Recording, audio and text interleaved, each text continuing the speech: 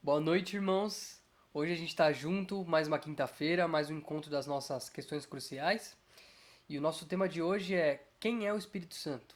Bom, a gente já viu algumas coisas sobre o Espírito Santo nos outros estudos, então acredito que vai ficar mais fácil pra gente. E realmente esse estudo é muito relevante pra gente, direto a gente fala no Espírito Santo, como em todos os outros temas, né, que a gente sempre fala isso, a gente enfatiza que são temas essenciais, fundamentais para nossa fé. Mas o Espírito Santo a gente está tratando com ele, lidando com ele todos os dias da nossa vida e muitas vezes a gente não para pensar quem é o Espírito Santo. Esse estudo não está dedicado a especificamente à obra do Espírito Santo, mas a gente vai falar algumas coisas, obviamente, sobre a obra do Espírito também. Então, a primeira coisa que a gente pode afirmar, e é muito bom a gente ressaltar, é que o Espírito Santo não é uma força impessoal, como ele é citado. E a gente estudou o capítulo 3 de João e a gente viu que realmente Jesus ele compara a ação do Espírito a pneuma, ao vento.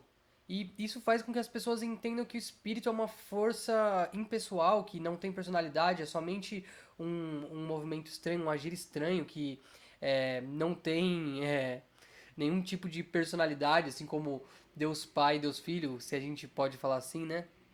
E essa é a primeira mentira que a gente tem que realmente abordar para que a gente saiba que o Espírito, sim, ele é pessoal, ele é eterno e ele é onisciente. O Espírito Santo é Deus. Ele é uma das personas de Deus, uma das pessoas de Deus que a gente também discutiu sobre a Trindade. Mas ele é pessoal, ele é eterno e onisciente. Se ele é uma das pessoas, obviamente ele é um Deus pessoal. Não uma força impessoal com que as pessoas costumam se referir ao Espírito Santo. Ele, a gente vê ele como o doador da vida. Em Efésios, nos primeiros capítulos de Efésios, a gente vê também pela regeneração, foi o que a gente falou sobre a nossa salvação, a gente falou sobre nascer de novo, e nos outros vídeos, então, se os irmãos não assistiram, eu recomendo que assistam. A gente não vai se prolongar muito sobre a regeneração, porque foi um tema bastante abordado já. E a gente vê como a gente estava morto, totalmente morto, e o Espírito nos despertou para a vida, o Espírito nos deu vida. Então, a gente vê aqui o Espírito Santo como doador da vida para nós. Não é como se uma ilustração como se a gente estivesse no meio do oceano, naufragado, e o Espírito fosse lá e jogasse uma boia para nós. Não. Era como se nós estivéssemos mortos no fundo do mar e o Espírito com sua mão pegasse a gente e nos desse vida, uma nova vida. Então a gente vê ele como o doador da vida. A gente vê ele também como o advogado. É, Muitas vezes a gente vai falar de o Espírito como confortador, consolador, e de fato mas a gente tem que ver que esse termo paráclitos, ele seria o outro ajudador, seria uma espécie de ajudador. O que seria isso? Ele é comparado ao advogado nos tempos antigos. Cada família ela tinha um advogado que representava aquela família. Então, quando havia qualquer conflito ali em meio à família, aquele advogado se posicionava e ele estava lá para ajudar, ele estava lá para realmente resolver aquela situação. E é nesse sentido que a gente pode ver o Espírito Santo como nosso advogado, nosso ajudador, a fim de que ele resolva os nossos conflitos, sejam conflitos pessoais que a gente tem por muitas vezes dúvidas com a palavra de Deus, enfim. O Espírito está lá para nos ajudar, então ele nos assiste nas nossas dificuldades. Acredito, o Sproul fala que realmente, em vez de confortador, talvez ajudador seria uma tradução melhor pra gente, né? Bom, outra coisa que a gente vê é o Espírito como santificador.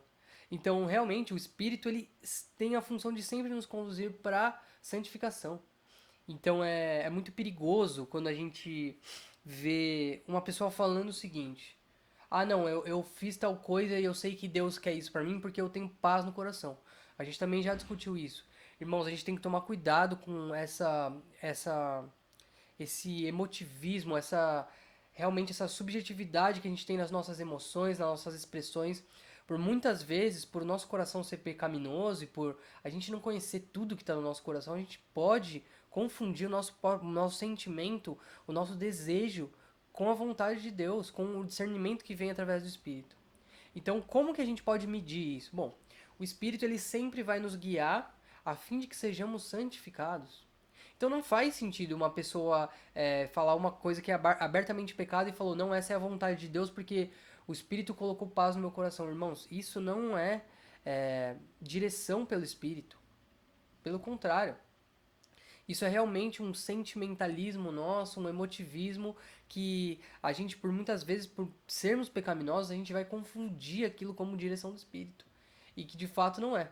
Então, se a gente vê o Espírito como santificador, ele obviamente é aquele que vai sempre nos conduzir à santificação. Como a gente sabe os padrões da santificação? Como a gente sabe as coisas que agradam e as coisas que desagradam a Deus? Bom, a gente vê pela palavra de Deus. Então o Espírito ele sempre vai agir em conformidade com a palavra de Deus. E essa é uma coisa muito importante para a gente ter em mente. E por fim a gente vê o Espírito como aquele que unge. E a gente confunde muito, às vezes, já ouvi muitas pessoas falando que a presença do Espírito não existia no Antigo Testamento. Isso também não é verdade, irmãos. Então é importante que a gente faça essa distinção. Então realmente o Espírito age no Antigo Testamento, mas ele vai agir de forma esporádica e de forma pontual, ou seja, ele vai agir, embora ele tenha outras funções, como a função, por exemplo, de ser responsável pelo mundo espiritual, pela soberania e pelo comando do mundo espiritual, como o Abraham Kuyper traz pra gente, a gente vê com mais ênfase o Espírito na capacitação de líderes. Quem seriam esses líderes? Seriam os profetas, sacerdotes e reis da nação de Israel e do povo de Israel, perdão, povo de Deus. E como que a gente pode ver isso? A gente pode ver que a partir do momento que o Espírito habitava naquela pessoa, não é no mesmo sentido que ele habita em nós hoje. Então, por exemplo, o Espírito habita em Davi para que ele exerça o reinado, para que ele exerça a função de rei, da mesma forma com os profetas e com os sacerdotes. Então, o Espírito não habitava com a mesma finalidade de que ele habita em nós, mas era para uma capacitação de líderes. E daí a unção, né? A unção com óleo simbolizava a habitação do Espírito naquela pessoa, né? Aquela pessoa que foi designada para uma tarefa específica, um desses três ministérios, né? E a gente vê a promessa do derramamento do Espírito, realmente, no livro de Joel. E tanto que quando a gente vê na festa de Pentecostes, em Atos 2, é citado o profeta Joel. E realmente eles estavam naquela ocasião ali que judeus, a festa de Pentecostes era uma festa anual que judeus de todas as regiões vinham celebrar. E, e eles estavam naquela ocasião ali e foram tomados pelo Espírito e começaram a falar uns nas línguas dos outros e todos se entendiam ali como se fosse uma mesma linguagem. Foi aí que a gente vê o derramamento do Espírito, a gente vê os sinais, né, as línguas de fogo e a gente realmente passa a entender o que é esse derramamento do Espírito. E Pedro explica pra gente, e ao decorrer do Novo Testamento a gente entende o que é isso. Então, aí sim, a partir desse dia de Pentecostes, em Atos 2, da festa de Pentecostes, o Espírito é derramado naqueles que são filhos de Deus. Foi o que a gente falou da regeneração.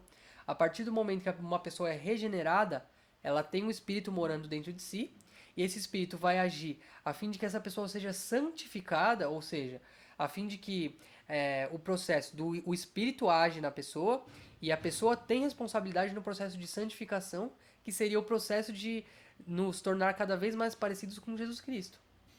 Então, o Espírito ele age na gente como a fim de nos santificar, foi o que a gente falou anteriormente, e também ele está em nós como selo da promessa, ou seja, no dia do Senhor, aqueles que estiverem selados, marcados com o Espírito, terão a garantia de que realmente viverão a eternidade com Deus, porque são marcados, são selados como filhos de Deus. E as duas últimas coisas que eu queria citar que eu acho que é importante da gente saber também é essa diferença de inspiração e iluminação. Então, a gente também pode ver uma pessoa que lê a escritura ali, lê uma passagem da Bíblia e fala: "Nossa, eu fui inspirado por perdão, por essa passagem". Irmãos, inspiração, a gente usa esse termo para inspiração, para revelação, para inspiração da Bíblia. Então, aqueles homens que escreveram a Bíblia foram inspirados. Então, a inspiração se dá ali ao escreverem as Escrituras. Quando nós lemos E a gente pode ver que se os irmãos também têm dúvidas sobre esse assunto, teve um vídeo que a gente falou sobre as escrituras, a gente falou sobre a inspiração e inerrância das escrituras, enfim. E realmente, quando a gente lê as escrituras e a gente compreende aquela passagem, por vezes a gente lê a mesma passagem várias vezes e realmente a gente entende aquele sentido, mas talvez um dia específico a gente abra aquela passagem e nossos olhos são iluminados. Ou seja, a gente tem uma convicção de que realmente a gente entendeu o que aquela passagem quis dizer para nós. Por quantas vezes isso não acontece e vai acontecer até o dia que a gente vai embora, que o nosso Senhor volte, né? Então, a gente vê que realmente essa iluminação é um ato do Espírito para que nós entendamos o que a palavra de Deus traz para a gente. Então, o Espírito, ele explica as Escrituras para nós. Isso é realmente um ato sobrenatural do Espírito, foi o que a gente falou. Uma pessoa pode ser a pessoa mais letrada do mundo, mais erudita, conhecer muito das línguas originais, mas se o Espírito não iluminar os olhos daquela pessoa para que ela entenda as Escrituras, aquilo não vai acontecer. Então a gente tem inspiração, que foi o ato que foi o meio pelo qual o Espírito utilizou aqueles homens a escreverem a revelação de Deus. E a gente tem iluminação, que é por onde, pelo meio pelo qual o Espírito nos explica a palavra de Deus. Então o Espírito sempre vai agir de acordo com a palavra de Deus e não são coisas contraditórias. Espero que tenha ficado claro. A gente pode discutir isso futuramente também. E espero que os irmãos tenham sido edificados com essa breve exposição. É isso, irmãos. Nos vemos na semana que vem.